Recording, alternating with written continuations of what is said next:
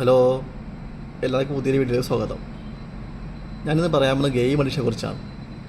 പണ്ട് എൻ്റെ വീട്ടിൽ കമ്പ്യൂട്ടർ ഉണ്ടായിരുന്നു. ഞാൻ ഗെയിം കളിക്കാൻ വേണ്ടി മാത്രം മേടിച്ച കമ്പ്യൂട്ടറായിരുന്നു. രാവിലെ 6 മണിക്ക് എഴുന്നേക്കും, അതിൻ്റെ മുമ്പ് ഇരിക്കും. 8 മണി 9 മണിയൊക്കെ ആകുമ്പോൾ അമ്മ കാപ്പിടിക്കാൻ വിളിക്കും. അപ്പോൾ ദേഷ്യമാണ്, കാരണം ശല്യപ്പെടുത്തിയല്ലേ. അങ്ങനെ കുറേ വിളിയൊക്കെ ആകുമ്പോൾ ഞാൻ ചെല്ലും, കാപ്പിടിക്കും.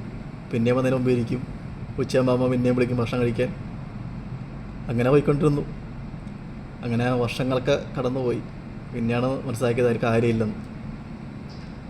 അപ്പോൾ ആ സമയത്ത് നമുക്ക് ഒരുപാട് ദേഷ്യമായിരിക്കും. നമ്മുടെ ലോകം ഗെയിം തന്നെ ആയിരിക്കും. ബാക്കിയെല്ലാവരും നമുക്ക് ദേഷ്യങ്ങളായിരിക്കും. സ്വഭാവത്തിൽ ഒരുപാട് മാറ്റങ്ങളുണ്ടാവും. അത് പിന്നെ മനസ്സിലാക്കിയത്. അങ്ങനെ ഒരു ഇതാണ് റമ്മി ഗെയിം. കോവിഡ് സമയത്താണ് ഏറ്റവും കൂടുതൽ റമ്മി ഗെയിം ഇതായത്. കോവിഡ് അപ്പോൾ ലോക്ക്ഡൗൺ വന്നപ്പോൾ എല്ലാവരും വീട്ടിൽ നിന്ന് റമ്മി കളിക്കാൻ തുടങ്ങി. ഒരുപാട് പേർക്ക് പൈസ പോയിട്ടുണ്ട്. ആദ്യം അവർ ജയിപ്പിച്ച് കാണിക്കും. പിന്നെ നമ്മൾ കൂടുതൽ പൈസ ഇടുമ്പോൾ നമ്മൾ പിടിക്കും. പിന്നെ കാര്യം നമ്മൾ ശത്രുക്കളെ നമ്മൾ അറിയുന്നില്ല. ആരാ ശത്രുക്കൾ, നമ്മൾ ആളെ കാണുന്നില്ല.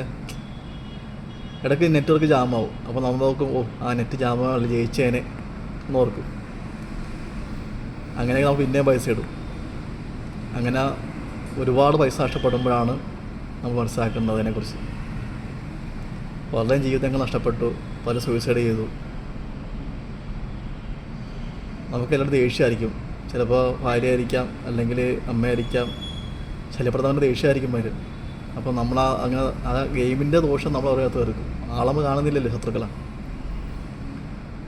പിന്നീട് അതൊക്കെ മനസ്സിലാക്കത്തുള്ളൂ. അപ്പോഴേക്കും നമുക്കെല്ലാം നഷ്ടപ്പെട്ടിരിക്കും. പലരുടെയും ജീവിതം നഷ്ടപ്പെട്ടിട്ടുണ്ട്, പല ഡൈവേഴ്സ് ആയിട്ടുണ്ട്.